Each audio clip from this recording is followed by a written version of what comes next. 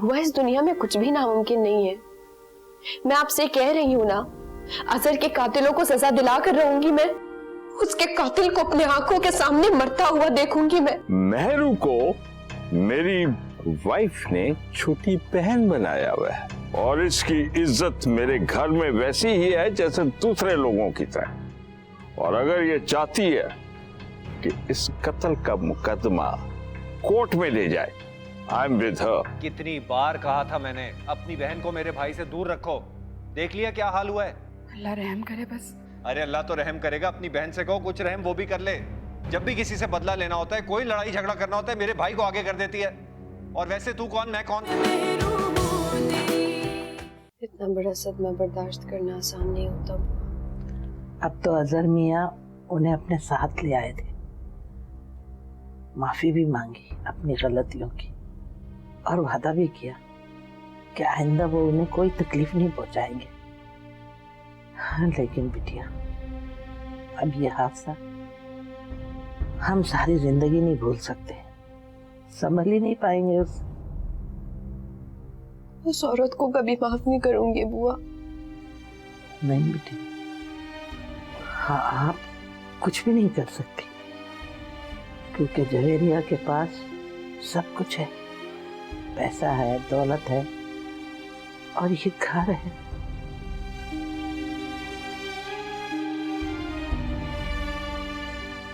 मुझे कोई परवाह नहीं। जवेरिया को तो मैं सजा दिला कर रहूंगी।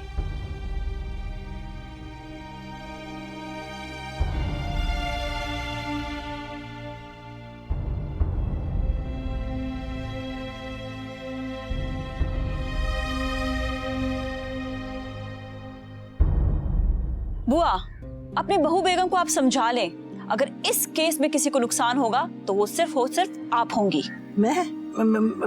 मैंने किया क्या है बेबी?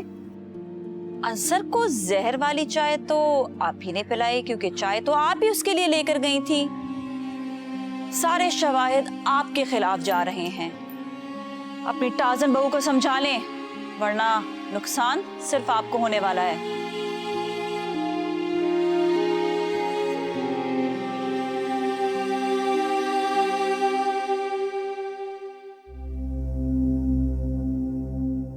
मेहरू, मुझे बुआ काफी देर से नजर नहीं आ रही है। बुआ मुझे भी काफी देर से नहीं नजर आ रही है, पता नहीं कहाँ गई है। मेहरू, पता करो कहीं जवेरिया उन्हें कोई नुकसान ना पहुंचा दे। नहीं, आप फिक्र नहीं करें, मैं देखती हूँ, ठीक है? मैं देख के यही कहीं होंगी। देखो,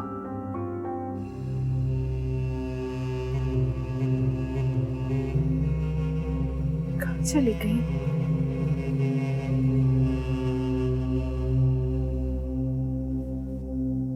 जवेरिया ने बुलाया था? हाँ, वो मैं गई थी उनके पास तो पूछने के लिए कि खाने में क्या बनाना है।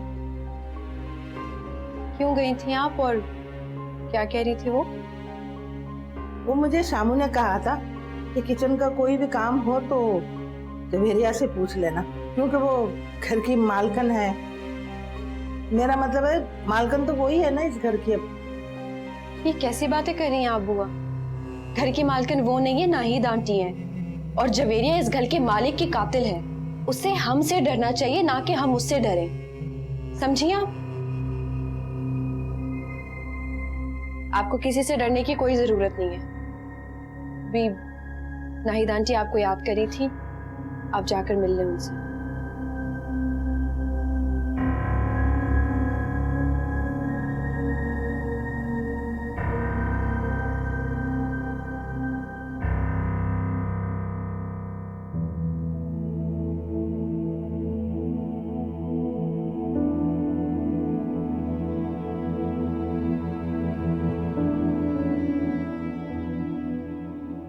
मेहरू, मैं तुम्हारे मामले से अलग नहीं हो सकता।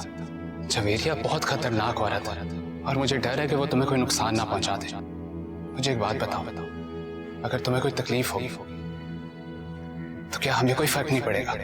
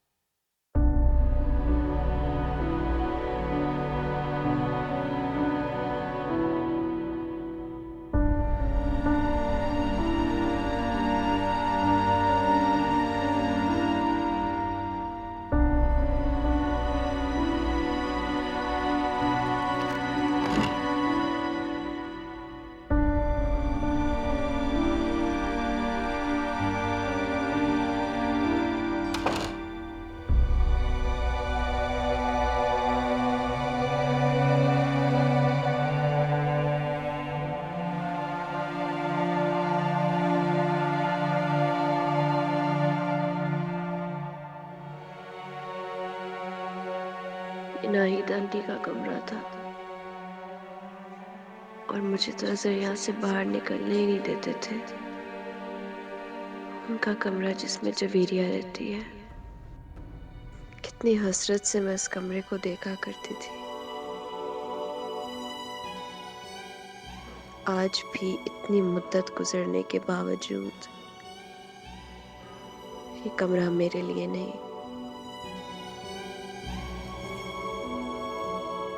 मुझे अजहर ने धक्के देकर इस कमरे से बाहर निकाला था।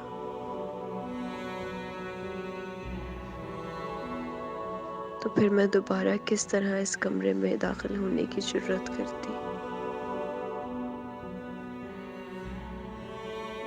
बैग तो मैं अपने अंदर ही भूल आई। मैडम मैं ले आता हूँ। नहीं नहीं, आप ना जाए, आपको नहीं मालूम कहाँ रखा है, मैं खुद ले आती हूँ।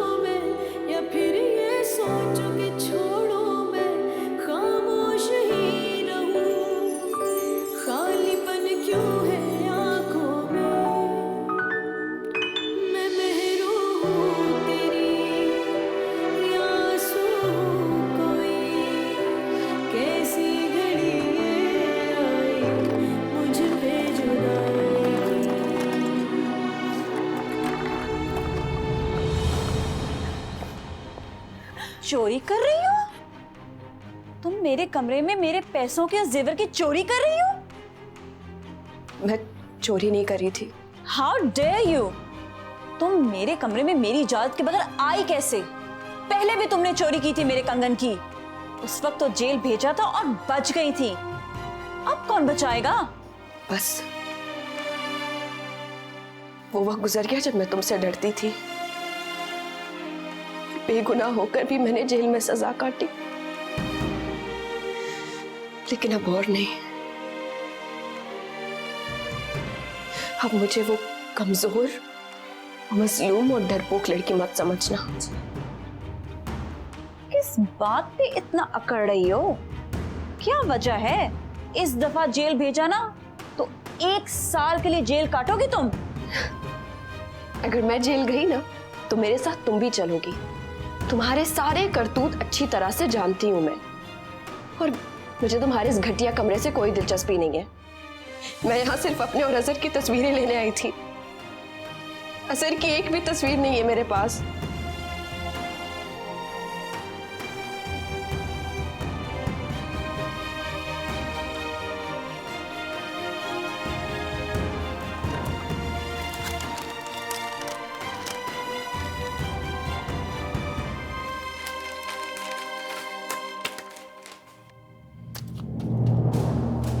चुन लो अपने मोहब्बत के खजाने के टुकड़ों को। अजहर ने कभी तुम्हें एज अ वाइफ एक्सेप्ट ही नहीं किया। उसने कभी तुमसे मोहब्बत नहीं की। निहायत ही बेवकूफ लड़की हो तुम। ले जाओ इन टुकड़ों को, जला दो, जो करना है करो। सच स्टूपिड।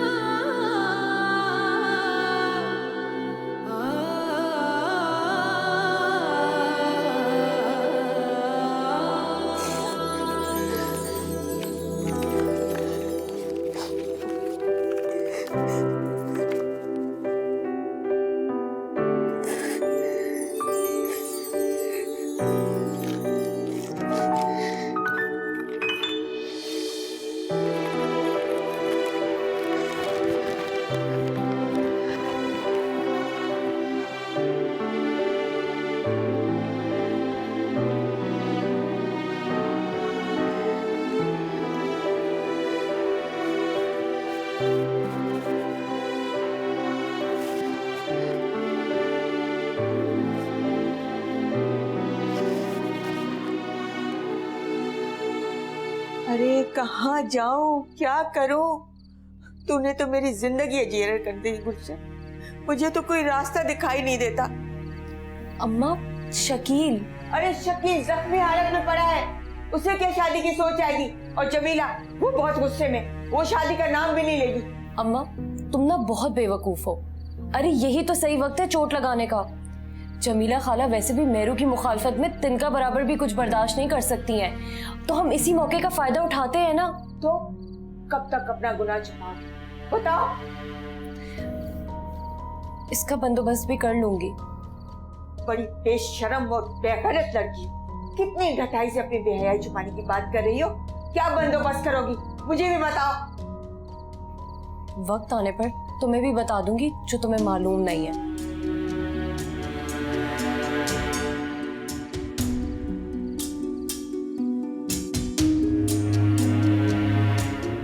क्या मालूम नहीं, क्या कहकर गई है?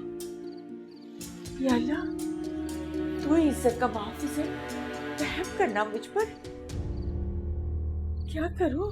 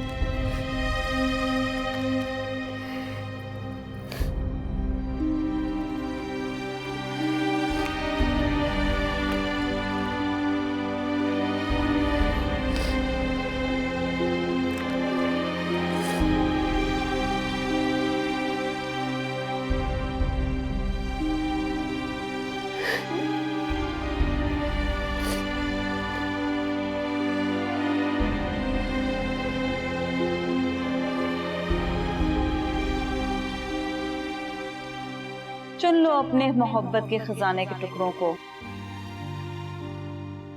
ले जाओ इन टुकड़ों को, जला दो, जो करना है करो।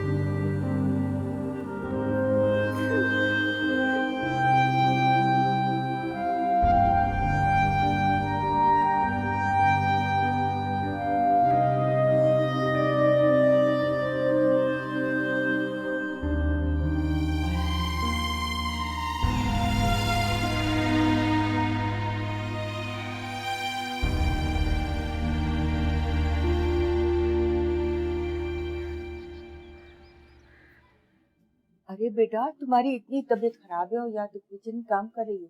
तुम छोड़ो, मैं कर देती हूँ। मैं अपने लिए नहीं बना रही थी, मैं बिल्कुल ठीक हूँ। और वैसे भी शकील के लिए सूप बना रही थी। शकील के लिए? तो अच्छा, तो ये बात है। जी, मैंने सोचा आज मैं अपने हाथों से उनके लिए कुछ बना लूं। इसी बहाने तुम रिश्ते की बात भी कर सकती हो, क्या पता खाला जान और शकील मान ही जाए। हाँ, ये बात बिल्कुल ठीक है, बात तो करनी पड़ेगी वरना बहुत देर हो जाए। अच्छा, ये देख के बताओ ठीक बना है?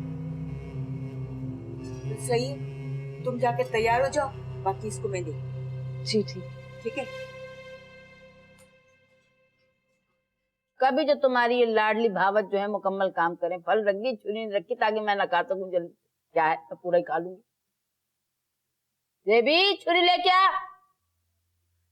अस्सलाम वालेकुम खाला जान। अस्सलाम वालेकुम। कैसी हो गुलशन?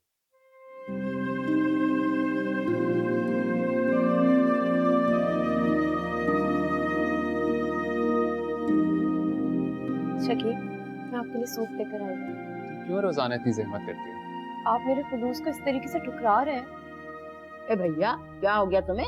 हमसायों का बड़ा हक होता है। वो बेचारी इतने प्यार से तुम्हारे लिए रोज कुछ ना कुछ बना के लेकर आती है और तुम ऐसे उसे धुतकार देते हो। हाँ, मुझे इसकी जरूरत ही नहीं है, तो फिर क्यों? बहुत अफसोस की बात है शकील, आप मेरे खुलूस पे इस तरीके से शक कर रहे हैं। अरे गुलशन, अरे ए भैया, तुम मुझे एक बात बताओ जरा सीधे सीधे, जो लड़की तुम्हें मुंह नहीं लगाती उसके पीछे तुम दुम हिलाते हुए पीछे पीछे फिरते रहते, और जो बच्ची तुम्हारे आगे पीछे फिर रही है, बना बना की चीजें ला रही है, तुम्हारी खिदमत करने को तैयार है, तुम उसे धुतकार रहे हो इस तरह से। हाँ, मुझे कोई मोहब्बत, कोई इज्जत की कोई जरूरत नहीं। बस करो, बस बहुत हो गई तुम्हारी मनमानी है। अब तुम शादी के लिए तैयार हो जाओ, राजी हो जाओ बस। अम्मा प्लीज, मुझे कोई नया हुक्म ना दीजिए। हुक्म नहीं दे रही, फैसला सुना रही हूँ। बस शादी की तैयारी कर लो। बात सुनो, मैंने तुम्हारी खातिर मेरू से भी तुम्हारा निकाह कर दिया और शादी पे राजी हो गई, लेकिन अब तुम्हारी मनमानी नहीं चलने दूंगी, क्योंकि वो लड़की किसी और रास्ते की मुसाफिर है। ये छोड़ो आज की बात की और मेरी बात मान लो। और एक बात सुनो गुलशन, मुझे तुम्हारे लिए बहुत मुनासिब लड़की लग रही है, समझ आई? घूरने वूरने की जरूरत नहीं मुझे, जो मैं कह रही हूँ वो करो।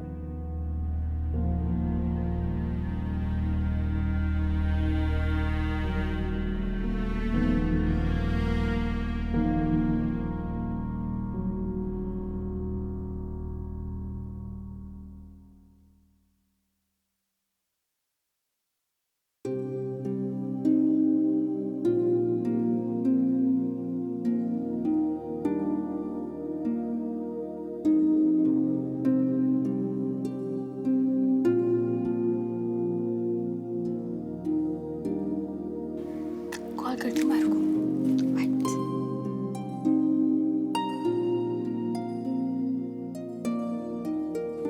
कहीं मेरू को डिस्टर्ब ना कर दूं कॉल करके। वो बेचारी पता नहीं वहाँ किस मुश्किल में होगी। उसकी सास की तबीयत भी ठीक नहीं है, मैं भी उनकी खिदमत में मसरूफ हूँ।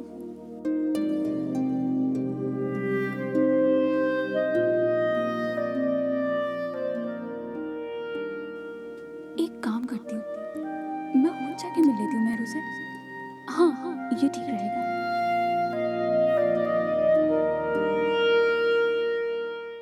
क्या बात की है तुमने? क्यों कहा है अम्मा से तुमने कि गुलशन से शादी नहीं करोगे तुम?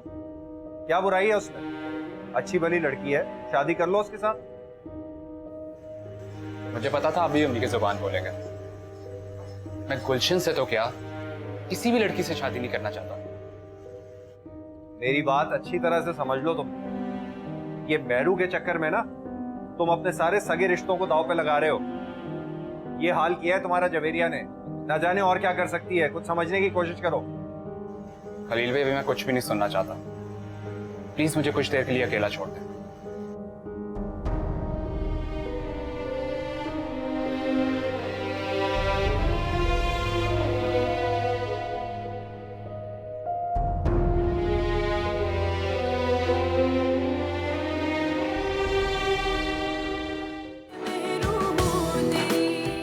अगर ये सच में कातिल है ना, तो हम गवाही देंगे, हम इसे सजा दिलवाएंगे। जबान बंद रखो अपनी। मैं इस गुनाह में शामिल नहीं हूँ, और तुम चीज क्या हो मेरे सामने जो मुझे कातिल बनाओगी? मैं अजहर की बीवी, जिससे उसने सारे खानदान से मुखालफत के बावजूद शादी की, वो मुझसे मोहब्बत करता था। मैं उसे कैसे मार सकती हूँ?